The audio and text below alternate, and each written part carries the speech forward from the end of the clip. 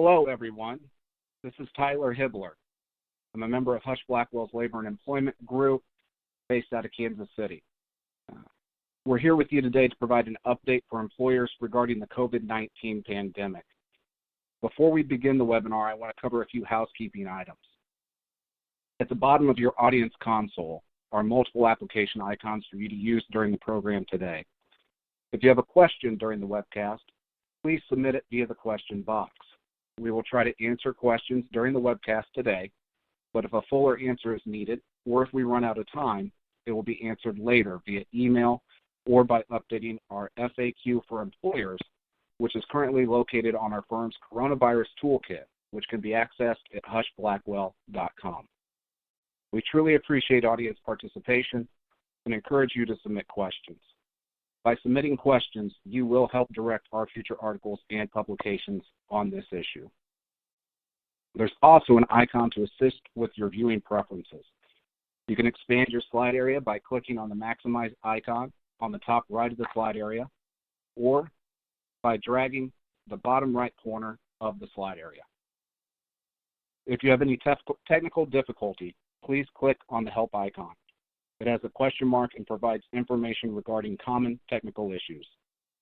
A copy of today's slide deck and additional materials are available in the resource list icon that looks like a folder at the bottom of your screen.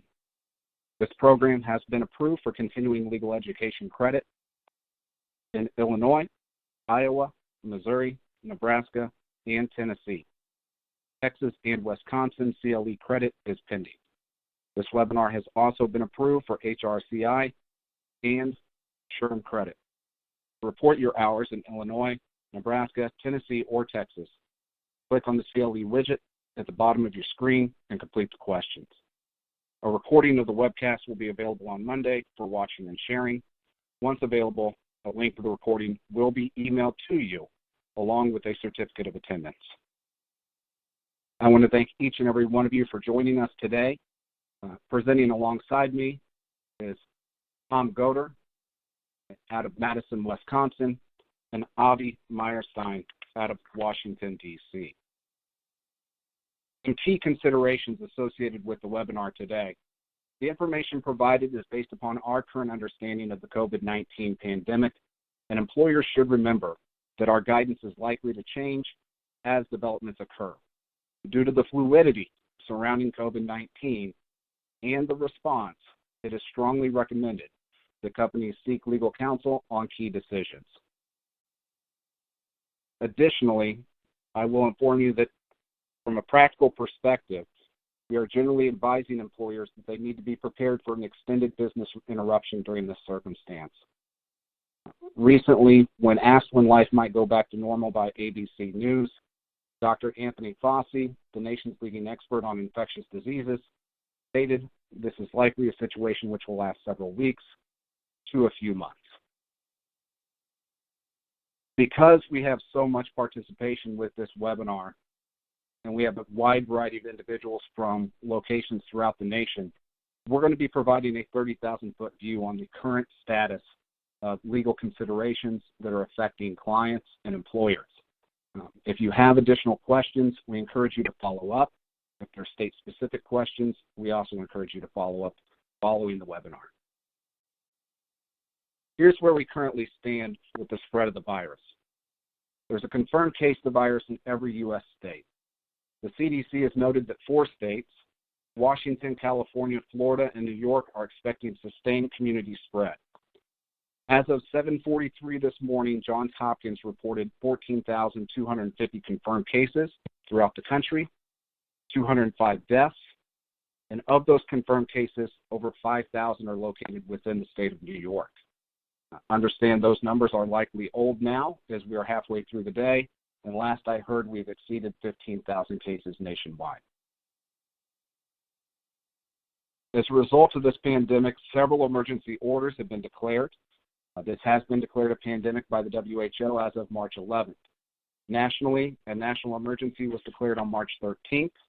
On March 16th, the CDC issued recommendations to avoid gathering in groups of 10 or more and to avoid all non-essential travel.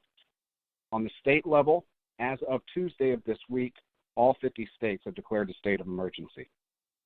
Last night, California issued a statewide mandatory stay-at-home order, and it's my understanding that as of an hour ago, the state of New York has issued a similar order requiring non-essential workers to stay at home. Locally, several cities and counties have also ordered or encouraged residents to shelter in place. Keeping in mind that the number of individuals simply affected by the California order, the state of California has 40 million residents. So as we are going through this presentation and discussing some of the recent legislative enactments, keep in mind how these orders to shelter in place can have widespread effects upon companies. Recent legislative actions which have been passed.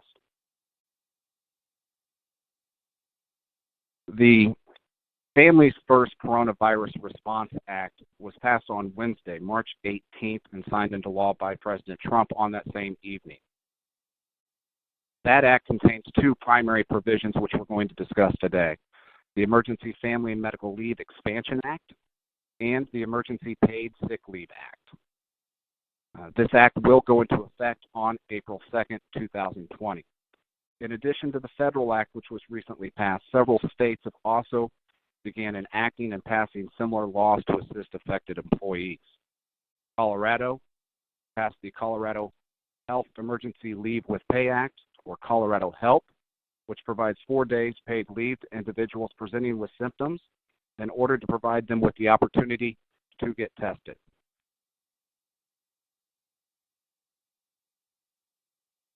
Additionally, New York has recently considered and I believe passed legislation which will also provide assistance. The first portion of this webinar is going to discuss the recent enactment of the Families First Coronavirus Response Act, or the FFCRA, which was signed into law by President Trump as of March 18th. I will let you know that we are operating a little bit blind in terms of our interpretation and the application of this act. The Department of Labor Wage and Hour Division actually conducted a town hall webinar at 9 a.m. Central Time today to discuss this law and its application. And within that webinar, they indicated they have not yet developed their guidance for application of the act. So there's multiple questions that I know employers are facing right now regarding whether or not they may qualify for the act, or what type of leave may qualify, or what types of events may qualify. Keep in mind that just like you, we are waiting some further guidance from the Department of Labor on those issues. And once that is received within the next 12 days before the enactment of the law, we will be sure to push that information out. The first provision of the FFCRA that I want to discuss today is the Emergency Family and Medical Leave Expansion Act. This act applies to employers with fewer than 500 employees. Under the act, an eligible employee may take up to 12 weeks of leave if the employee must care for a child whose school or child care provider is unavailable due to the COVID-19 public health emergency. This leave is limited to those individuals who are unable to work or telework because of these needs. And that's important to keep in mind with the great scope of remote workers that we now have throughout the country, that it is only individuals who are unable to work or telework because of child care needs who qualify for this leave. That being said, that is a fact-based determination still. You can think of situations where you may have a single parent who's at home with a young child. Even though they have remote work capabilities, they may not be able to telework based upon those circumstances due to an absence of school or the unavailability of a child care provider. In order to qualify for the benefit, the employee must have worked for the employer for at least 30 calendar days. The first 10 days of this leave may be unpaid. Following the first 10 days or 2 weeks, the employee is generally entitled to 2/3 of their regular rate for days off after the first 10. That regular rate is not to exceed $200 per day and $10,000 in the aggregate. Following the conclusion of leave, the employee is entitled to return to the same or an equivalent position. That requirement does not apply to employers with fewer than 25 employees.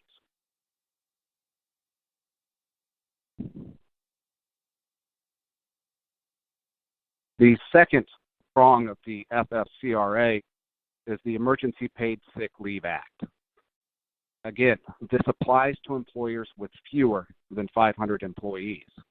Contrary to the Emergency Family and Medical Leave Expansion Act, the Emergency Paid Sick Leave Act does not require a minimum tenure of employment for an employee to be eligible. Under this act, an employer must provide employees with 10 days of emergency paid sick leave benefits to be used for COVID-19 related absences. And there are 6 specific qualifying events, which I'm going to discuss later, for this leave. For full-time employees, the 10 days of leave and paid leave means that's 80 hours. Employees who work a part-time or irregular schedule are entitled to the average number of hours per week the employee worked for a 6-month period prior to taking the sick leave. I would encourage all of you to refer to general DOL wage and hour guidance on calculating hours associated with this. In addition, that is one topic. The calculation and application of hours is something that the DOL indicated that they are considering and should push out guidance on in the upcoming days. It should be noted that an employer cannot require employees to exhaust all other forms of paid leave before using this new paid sick leave. In addition, employers are not permitted to discriminate or retaliate against any individual taking leave under the Act. So what are the qualifying events? There's 6 of them. 1, the employee is subject to a federal, state, or local quarantine or isolation order for coronavirus. Circling back to the beginning of this presentation, in California, that likely now means 40 million people may qualify for the leave. 2, the employee is advised by a healthcare provider to self-quarantine due to coronavirus concerns. 3, they're experiencing symptoms of the coronavirus and seeking a medical diagnosis. 4, the employee is caring for an individual who is under quarantine or isolation or has been advised to self-quarantine. And note, that's an individual. That is not limited to family members. 5, the employee is caring for a child whose school or child care has been closed due to the coronavirus. And 6, this is a catch-all category. The employee is experiencing other substantially similar conditions specified by the Secretary of Health and Human Services, and that too is yet to be defined by the Wage and Hour Division. Each of these categories carries a distinguishing compensation rate associated with it under paid sick leave. For the first 3, the federal, state, local, or quarantine isolation order for coronavirus, advised to self-quarantine or experiencing symptoms. In those occasions, the employee is entitled to the regular rate of pay, not to exceed $511 per day and $5,110 in the aggregate.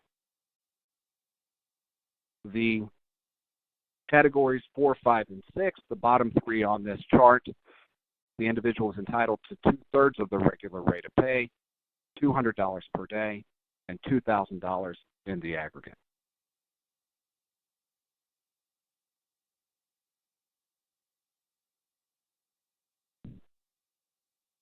The employee's ability to use paid sick leave for these purposes ceases upon termination of the qualifying event. Paid leave provided under this law does not carry over from year to year, and any unused leave does not need to be paid out based at the time of termination of employment.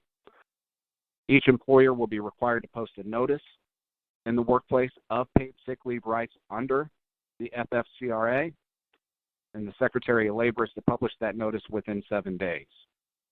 Failure to comply with the new paid sick leave law will be deemed a failure to pay minimum wages under the FLSA. From an employer's perspective, and I know that this is a major concern for many employers and many individuals on this call,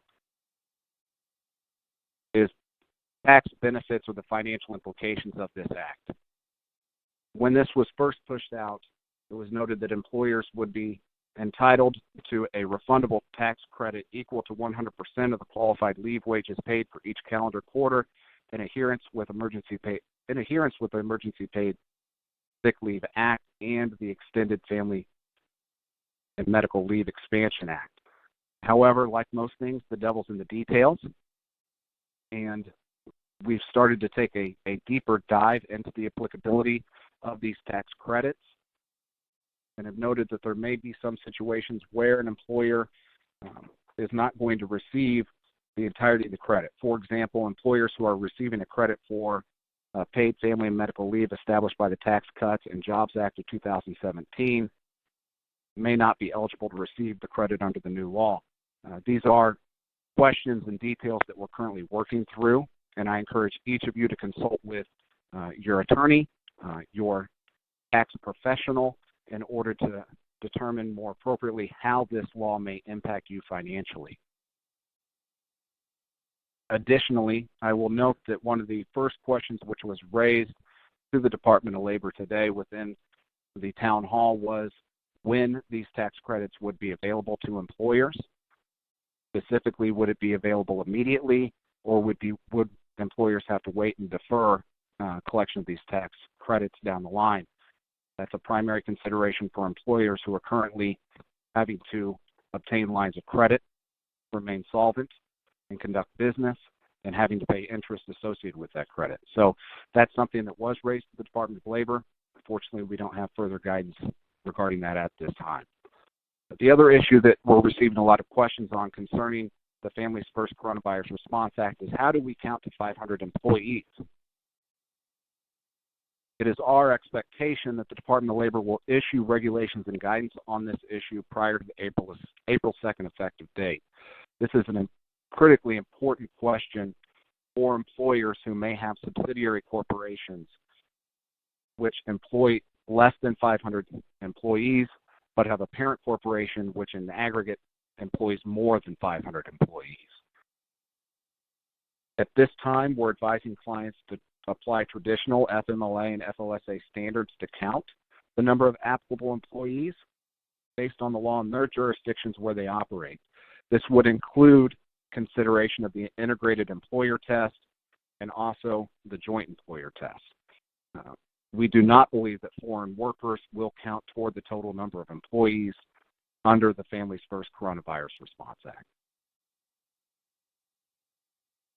Obviously, the landscape associated with this act is changing rapidly, and as indicated before, our firm will continue to keep you updated by updating our coronavirus toolkit, which is accessible on our homepage, hushblackwell.com, and also through email alerts to clients who are signed up to receive those concerning DOL guidance associated with the Families First Coronavirus Response Act. With that being said, at this time, I'm going to pass it over to Tom, who's going to begin discussing employers with more than 500 employees.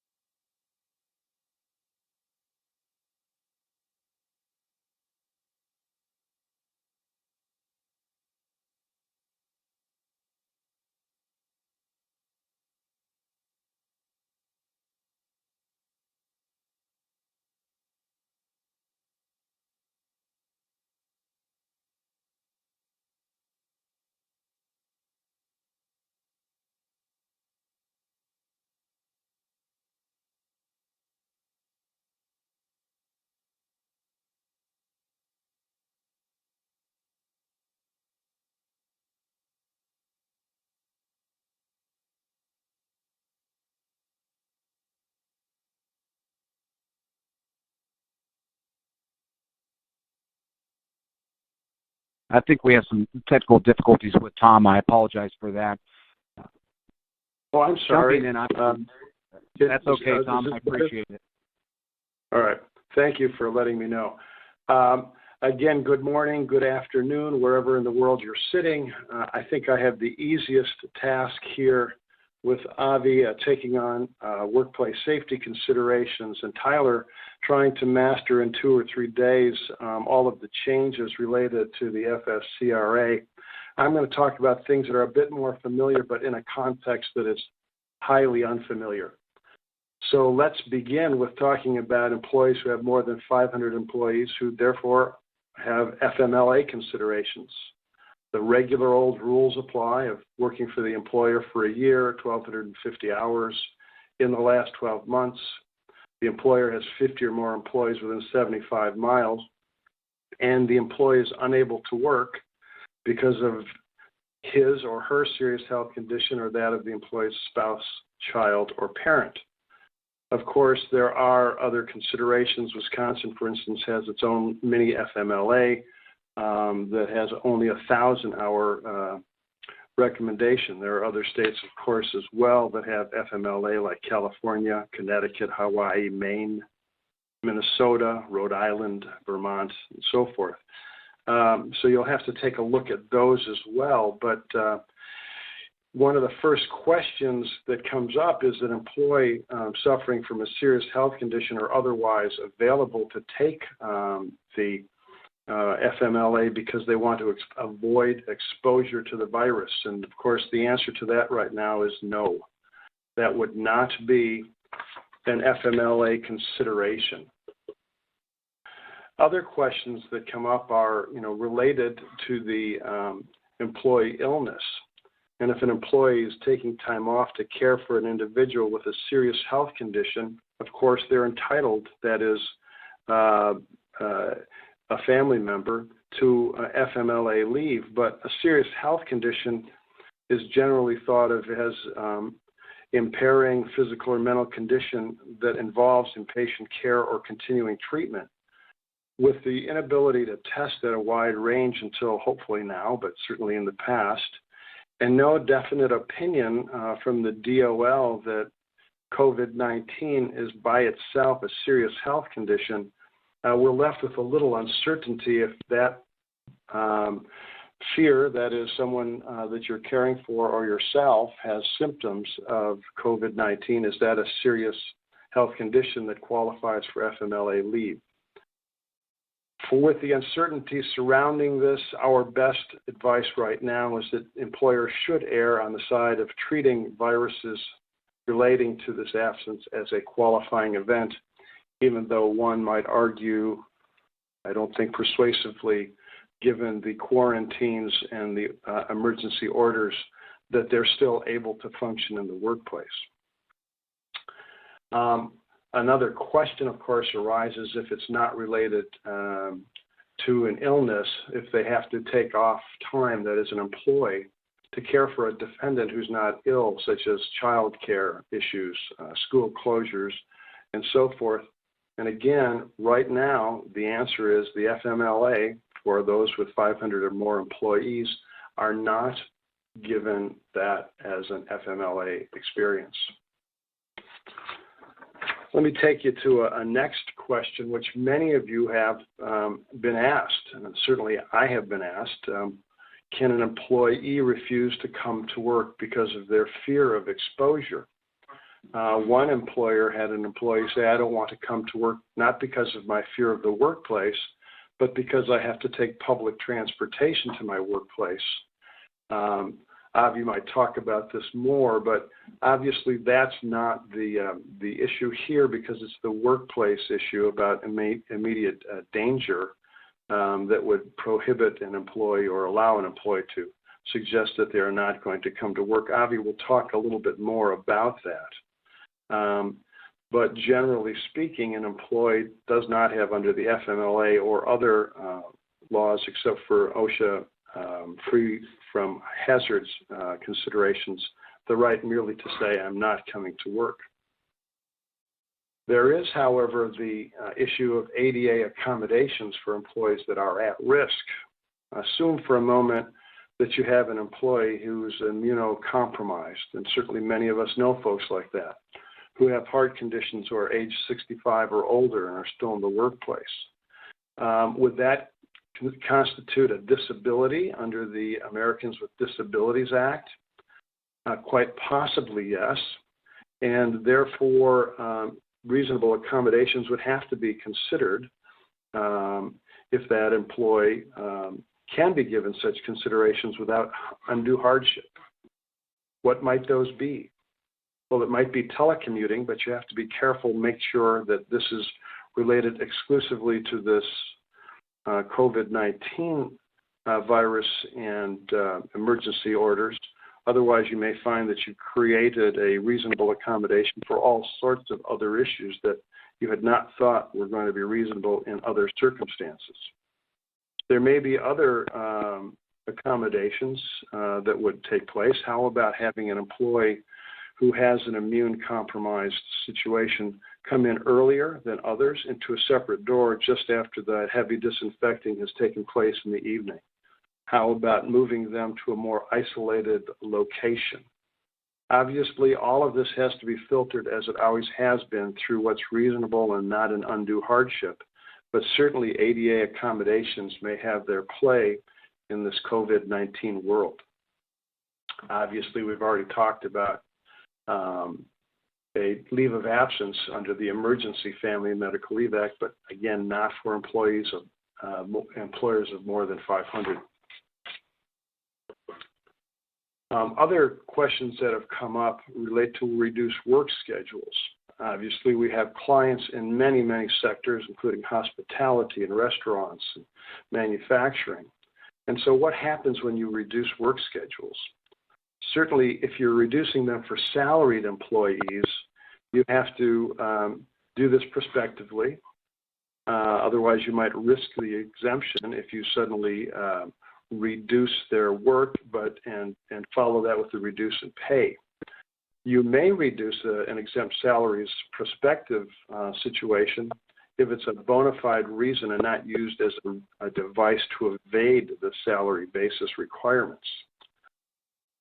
It's unclear right now what the duration might be, but certainly it appears that if you're going to reduce the hours and the salary of an exempt employee, you're still going to have to meet the threshold, the new threshold federally of $35,568 or $684 a week, or the high salaried threshold of $170,000 or $107,000 per year. And for those of you in California, New York, or others, make sure that your state doesn't have different and sometimes much higher thresholds to maintain salaried status in order to be exempt. You may be able to change the salaried employees to hourly, as some of our clients have, and say you're going to work a reduced schedule. I'm going to pay you on an hourly basis, but now, of course, you've got the responsibilities to make sure under the Fair Labor Standards Act and state laws to take care of reporting requirements, including identifying exactly when people are starting and stopping work, when they're taking unpaid as opposed to paid breaks, and so forth. We've had a client that chose to change its entire pay scheme for those reduced hours. And as you look at that, look carefully at whether or not that's rolling layoffs and other things, how that's going to roll finally into unemployment compensation issues, which I'll talk about in a moment, or otherwise into the FLSA.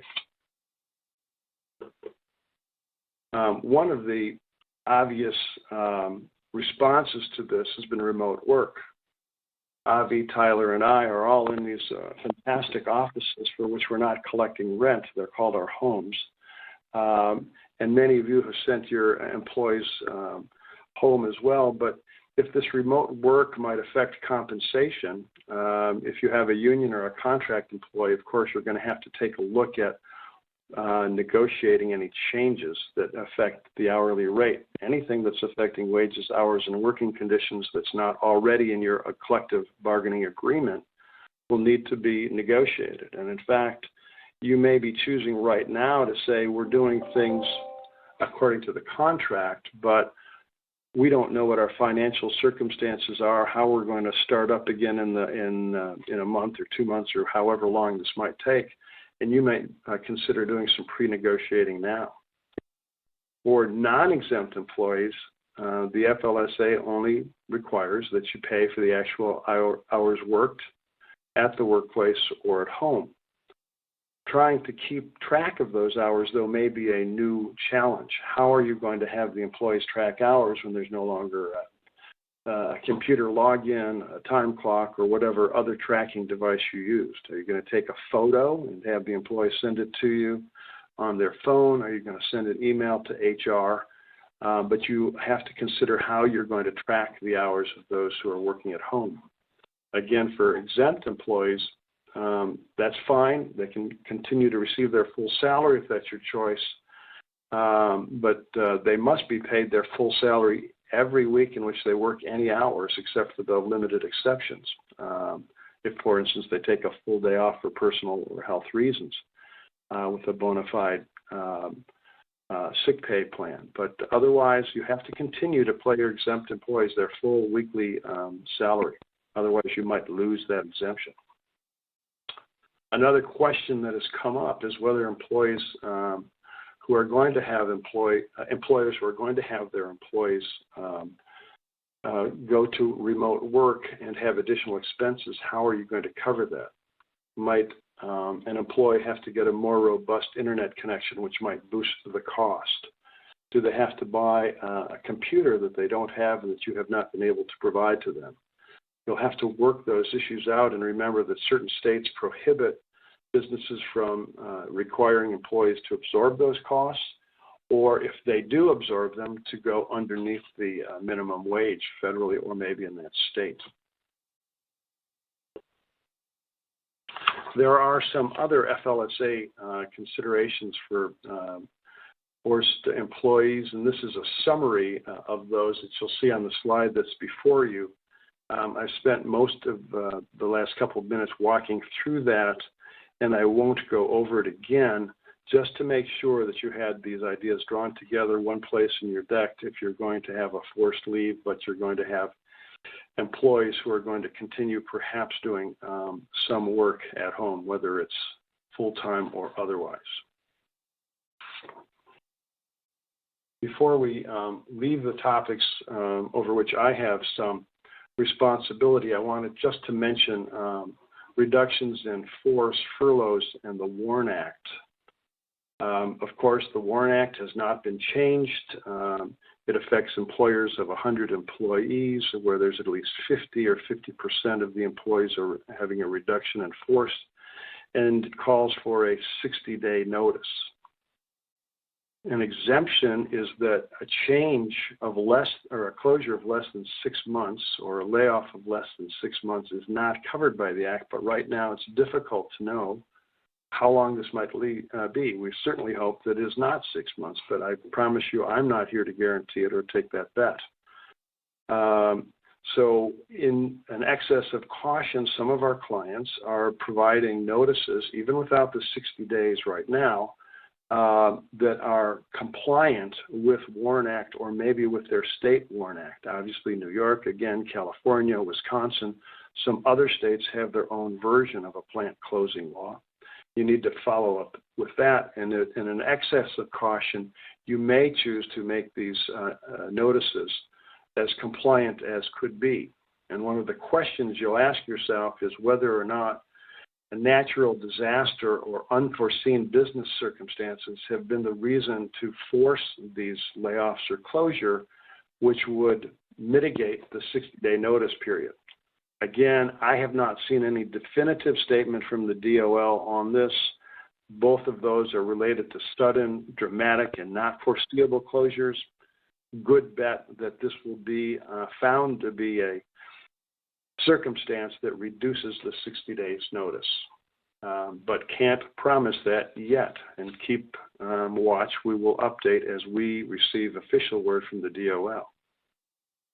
And remember, if you're going to send people home for a closure, if your exempt employees have worked part of that week, they get the full day pay through that time. Finally, and this is going to be familiar for most of you, what can you ask? Basically, the EEOC did a good job of helping us answer these questions, which even a week or 10 days ago were a whole lot less clear. We now may measure employees' body temperature, but not all employees affected or presenting with a fever are COVID-19 positive. So, but you may ask questions about the employees with symptoms. And the symptoms are briefly stated here, although there's more on the CDC website about symptoms. And you can allow yourself to ask about these symptoms. I would suggest you create a policy so it's consistent, so there's no discrimination on this, and that you apply it in a consistent manner when you're going to ask these types of questions. And yes, indeed, an employer is allowed to send an employee home who's displaying symptoms, but I would suggest it's also very wise to have people trained, your supervisors or HR, those who are going to make these decisions, to have some knowledge about how and what they're looking for. Who is it that's going to do it? How are they going to do it? The next page is really a follow-up of those questions. Disability-related inquiries are allowed, but not all inquiries. We haven't thrown out the ADA, but those related to COVID-19. And we already talked about the duty potentially to accommodate those at-risk employees who display or describe those symptoms. So I think that Avi's going to take over from here and talk about some of the things that you can be proactively doing. And with that, thank you again very much. And I know we're flying fast, but I appreciate your hanging with us. Thank you very much, Tom. Appreciate it. It's good to be with all of you. Thanks for joining us. Whether you're joining us as the only person left in your office building, or you're hunkered down in your basement with the kids practicing the Lord of the Flies upstairs, it's good to have you with us. I want to start on the safety and health piece of this by just saying that in many ways this is similar to the exercise that we go through with clients all the time, which is the questions that they pose to our team include, on the one hand, how do I keep my employees safe and healthy? On the other hand, how do I comply with the OSHA regulations, or in some cases, if you're regulated by other agencies like MSHA, how do I comply with those? And the answers to those questions are not always the same. And sometimes the gap is not that they're in conflict, but that there's not so much clarity about what the answers are. This situation we're dealing with here, just looking at the 30,000-foot view, obviously is unprecedented. The guidance, the facts, the information we have is changing daily, even hourly. Think about what we knew about this a week ago versus today. And so I think we just have to, at the start, take a deep breath and take a moment to just remember that we're all just doing the best we can as employers. The best we can do is follow the guidance of the experts, the CDC especially, and OSHA as it tries to keep pace. But bear in mind, have some patience with that process, because the existing rules that are out there were not really designed for this situation, and certainly not this situation as applied to every employer around the country in different circumstances. So they're not a perfect fit, and we got to use judgment and we got to use care. But I think if we can do that and maintain some calm, and frankly, in your position, whether you're in HR or you're in safety, or you're in the counsel's office, in other management roles, your job is not just to maintain calm and demonstrate calm, but actually to spread the calm. And that, I think, is a good approach.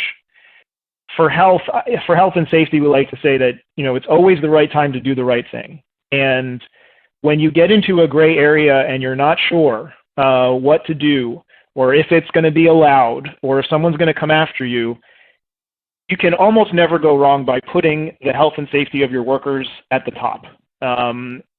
You're generally not going to be second-guessed or punished for doing that. So just some big picture thoughts to keep in mind. Going through this, you do have some tools at your disposal. And I've got a picture on the screen here of OSHA's guidance. It's several dozen pages long. It's actually very well done, in my opinion. It's obviously trying to treat at a high level what generally needs to occur in the workplace, but every individual workplace is going to be different. They try to give you guidance about how to customize your approach depending on your circumstances. So I commend that to you, and as you'll see on the slide, you can't click on it on the slide screen, but when you get a PDF of this, All these hyperlinks, and I've included many, should be live hyperlinks that you can follow to jump right to those resources. CDC updates as well. CDC is really at the forefront scientifically and medically, and so you can rely on what they're telling us. I would skip a lot of the news media in favor of focusing on CDC and OSHA. And then in addition to that, we're providing you some tools like this webinar, the COVID Central Resource Toolkit page we've got with links to all of our guidance, and our Safety Law Matters blog, which has updates, and you can subscribe there so you'll get a notification when we put something up. And then finally, in addition to all of the guidance, the advice, the information, you have the ability to put in place various kinds of controls to protect your employees, controls being the word we use in the health and safety environment. Some of those are engineering, changing the configuration of your work configuration. Some of them are administrative, changing the way people work, how close they are, the workflow.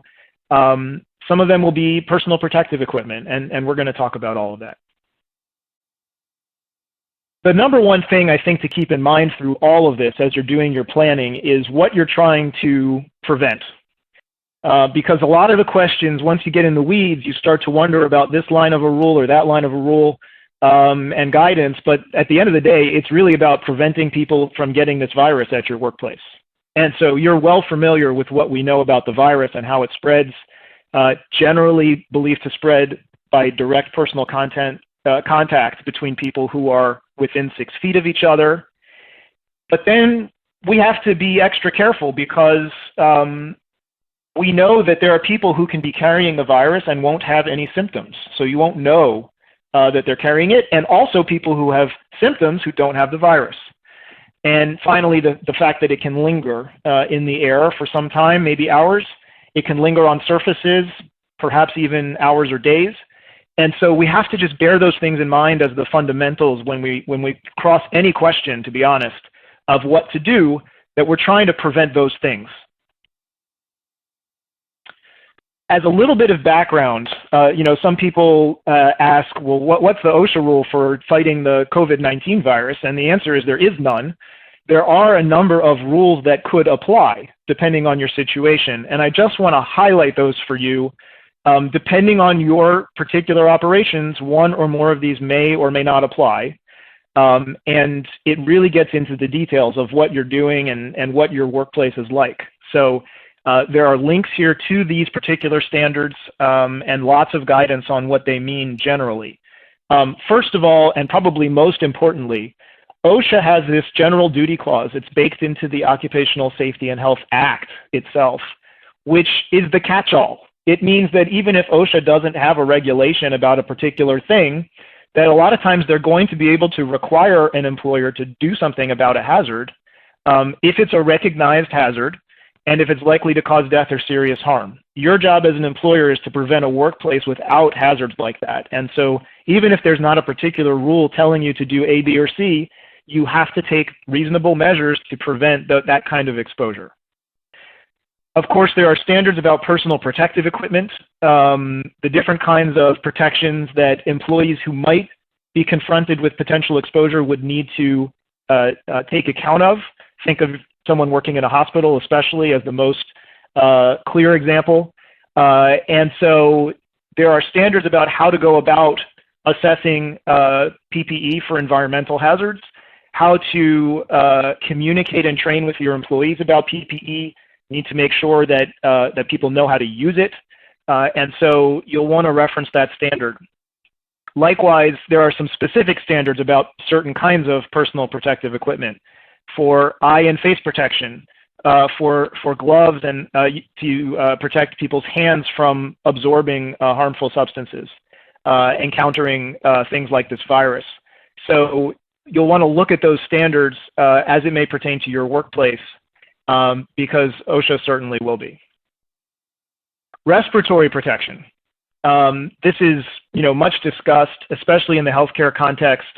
OSHA has said that the respiratory protection is required for people who are in healthcare working within 6 feet of patients who have the virus. So there are a lot of situations in the country, in various industries, where the employer is going to have to make a judgment call, but that's one situation where OSHA has already told us that respiratory protection is necessary. And along with that standard comes the requirement to have a written program to do fit testing, although the OSHA has provided a little bit of modification on that recently for this virus. So you want to pay particular attention. If you're giving employees respirators as part of your solution, then you need to be looking at that standard to make sure you're doing it right. If you've got employees doing sanitation and cleaning to try to sanitize surfaces, you're going to have to look at the hazard communication standard if they're using chemicals that would fall under that standard. There's a bloodborne pathogen standard that OSHA has, which is about contact with blood and other bodily fluids and preventing that contact. In this case, OSHA has reminded us that respiratory secretions, when someone coughs or sneezes and you get that respiratory secretion, which is how this virus, we're told, is mostly spreading, that those actually are not part of the bloodborne pathogen standard. They're not part of the definition of what's covered there. But OSHA has noted that that standard, because of its detail and the way it goes about explaining how to protect your workforce, provides a framework that may help control sources of the virus. Does that mean you have to follow the bloodborne pathogen standard right now? I don't think so, but I think you would be wise to consider whether it would be helpful in your workplace, both so that you have that tool at your disposal and also so that you can later on say that you considered it. Finally, there's some special OSHA guidance for healthcare workers that we have linked there. Okay, the rest of what I'm going to say is mostly going to fall into the context of creating a plan, because everything you do should be part of that plan. I think the challenge here is to avoid making decisions as much as possible in a completely reactive mode where you're firing off one-offs here, there, and everywhere. It's better if you can have a plan for how you're going to handle your response that's as comprehensive as possible. And there are outlines for how you go about this. I've got one here on the screen, and we'll talk through some of this stuff at a high level, but you'll have all the details on the slides. And I also have a link here to an article we published today on our blog that walks you through the questions you'll want to ask yourself as you build your plan. I don't think it needs to take more than an hour or two in the basic context. If you just block off some time to focus on that, everything else will flow better if you have made that plan in advance. So, number one, you'll need to assess the exposures and the risk. If the virus gets into your workplace, who's going to be exposed? How will they be exposed? Where will they be exposed? And then you want to plan for how you're going to address each of those potential exposures. There's certain things you can do that will apply across the board. There are certain things you can do that will have to apply to individual people or job descriptions. And you want to set that out in your plan. You'll want to use a hierarchy of controls, right? We talked about that before. Are you going to use administrative controls, engineering controls? It's always preferred by OSHA especially, and NIOSH and others, health and safety professionals, to start with eliminating the hazard in the first place, and then to design the environment through engineering controls so that you remove the hazard.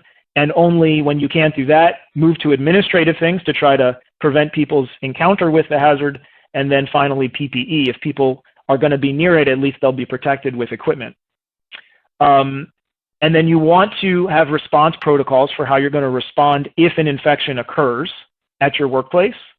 And then finally, plan for your business continuity in truly severe conditions. And on the right on the screen, you see a chart that comes from OSHA showing how they've classified different kinds of jobs from lower risk to very high risk, and how you will have probably a different response and protective measures in place depending on how a job falls in there. So general measures, of course, as the employer, you have a job to educate your employees and to continually remind them, in some cases about things they already know, like good hygiene, in some cases about things they may be unsure about, like how they should monitor themselves, how they should report illness to you, how they should report contacts they've had with infected people to you, because it means that they might be infected even without knowing it, that they should stay home when they're sick, As a side note, you want to make sure, to the extent you can, that your policies, and Tom and Tyler talked about policies earlier, will support people staying home, because it's in your interest that they stay home from your workplace and not infect everyone else. If people are showing symptoms, they should get tested. And if they have a positive test result or they've been exposed, they should really isolate at home for 14 days.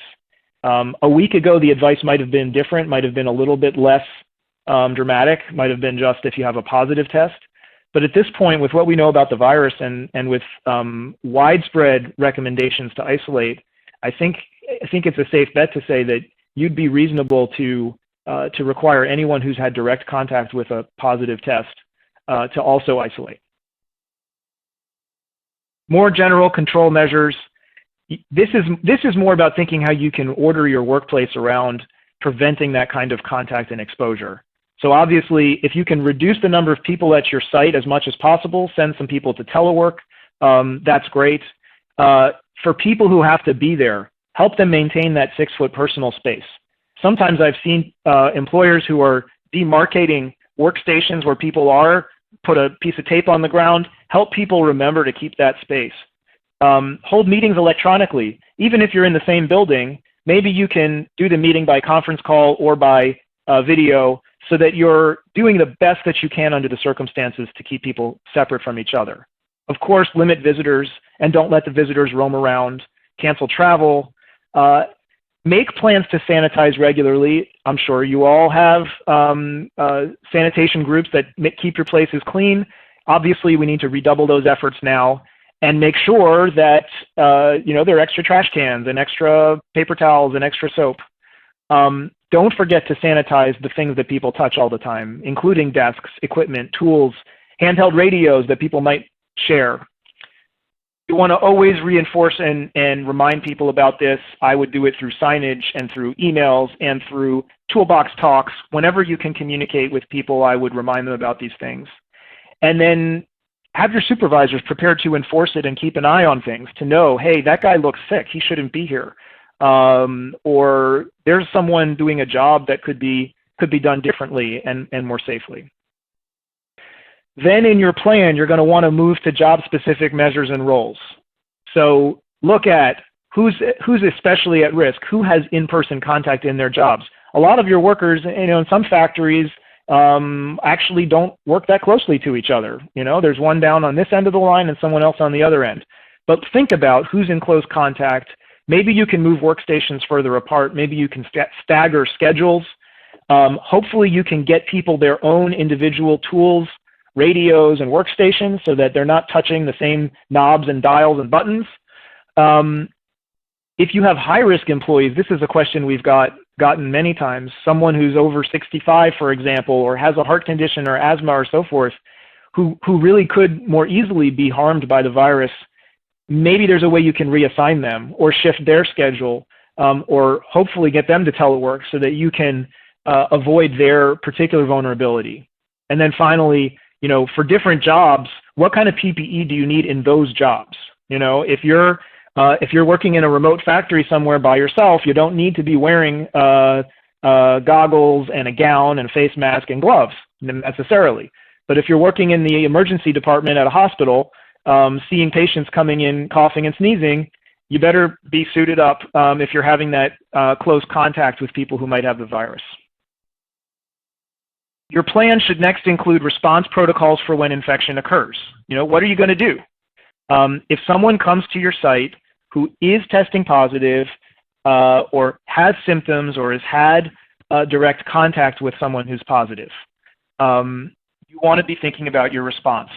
An open question: if someone has symptoms, should you treat it like they have the virus until you get positive or negative test results? And I would argue at this point, yes.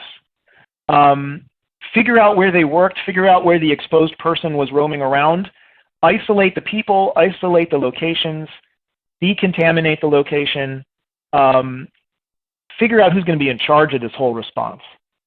And I would add, communicating is huge here.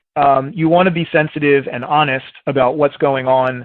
People are going to be afraid, and the more you can communicate while respecting the privacy of individual employees, the better off everyone's going to be in getting through this.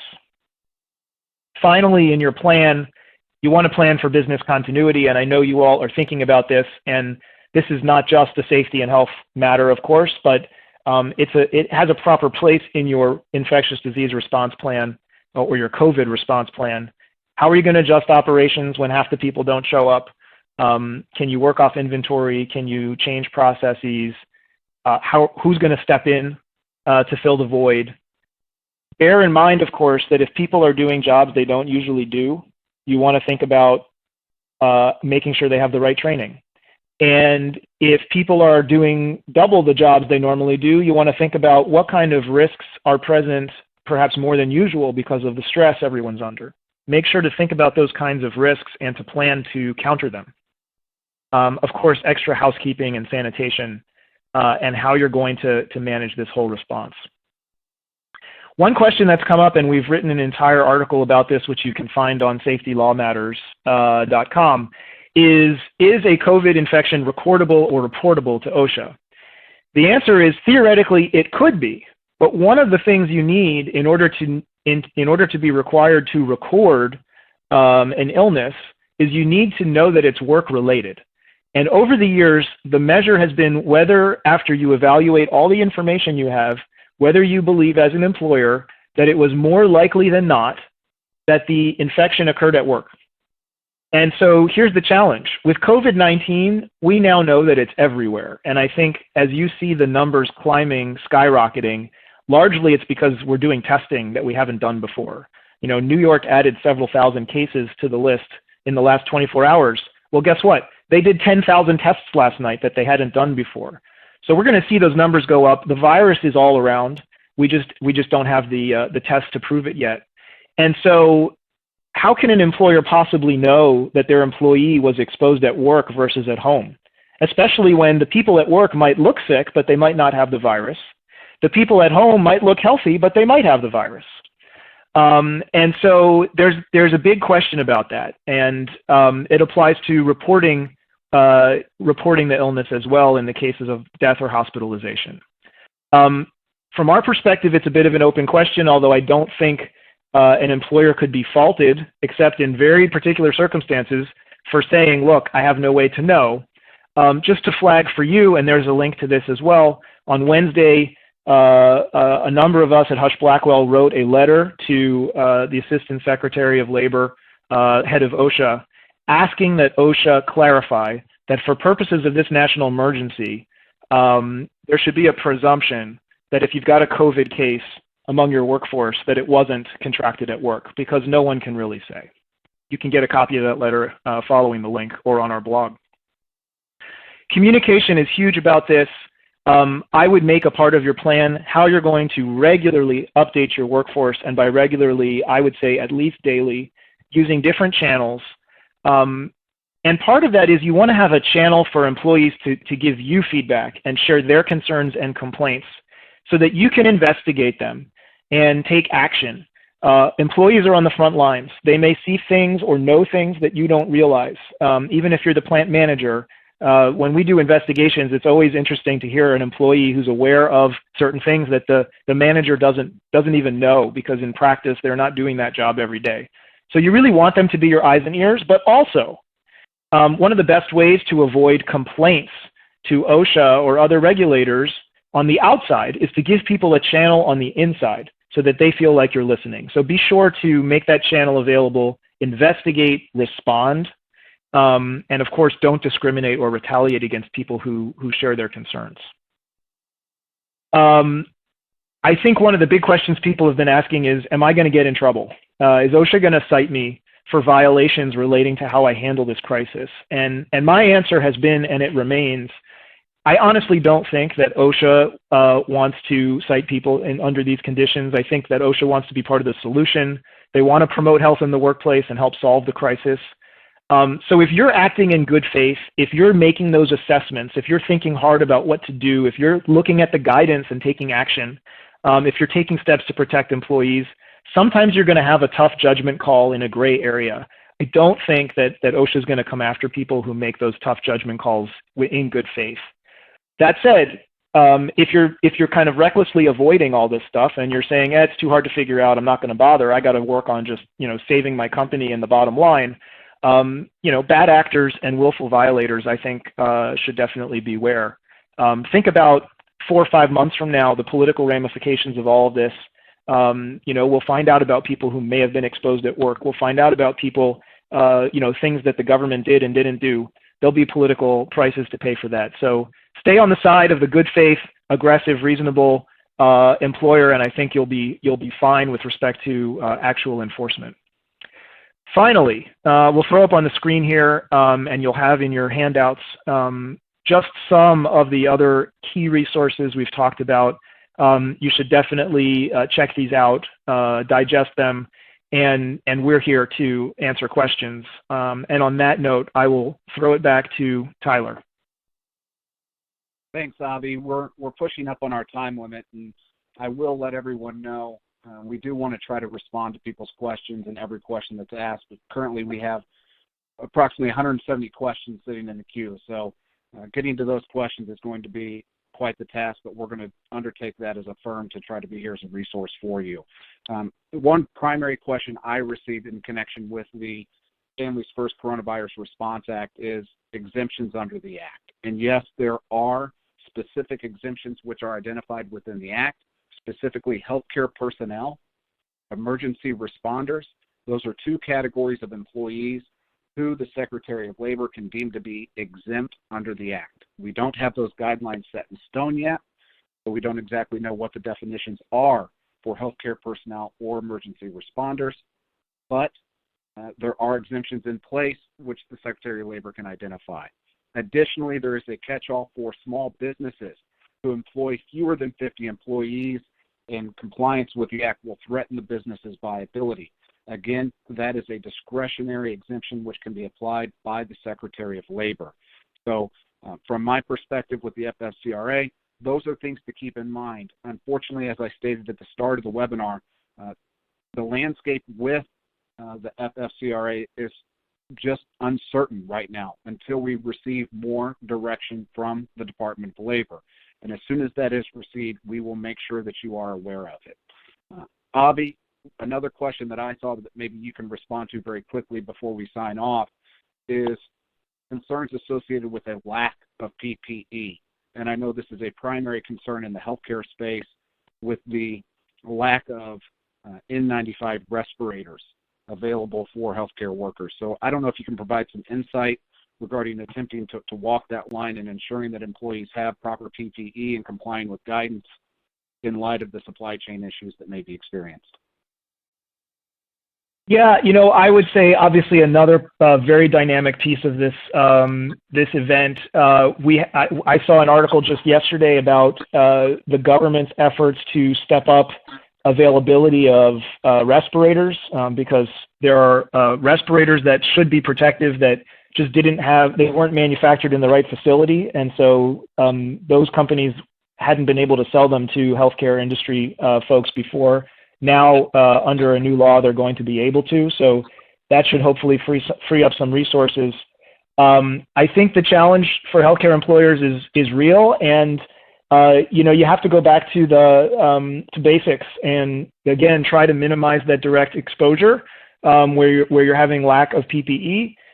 Do your best to provide the PPE. I've seen any number of articles about hospitals that are making their own because they just couldn't get any more.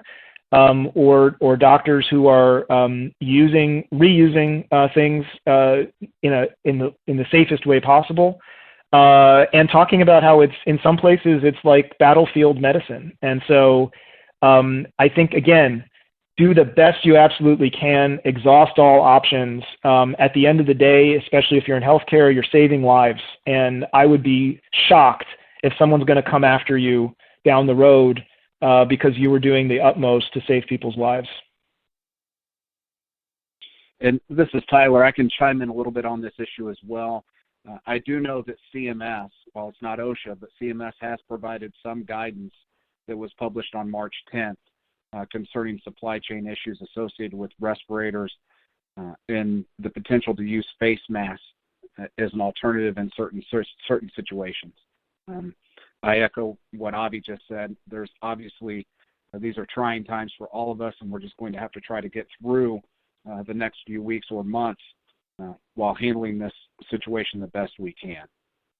With that being said, we're 5 minutes over. I apologize for that, but I do want to thank you for joining us for our program today. We hope the information provided was helpful for you and your organization. If you have not already, please click on the survey icon at the bottom of your screen to complete our short survey. Your feedback assists us in providing quality future programs. As a reminder, this program has been approved for CLE credit in Illinois, Iowa, Missouri, Nebraska, and Tennessee. Texas and Wisconsin CLE credit is pending. The webinar has also been approved for HRCI and SHRM credit. A recording of the webcast will be available on Monday for watching and sharing. Once available, a link to the recording will be emailed to you along with a certificate of attendance. This concludes our webinar. Thank you again for your time, and have a wonderful afternoon.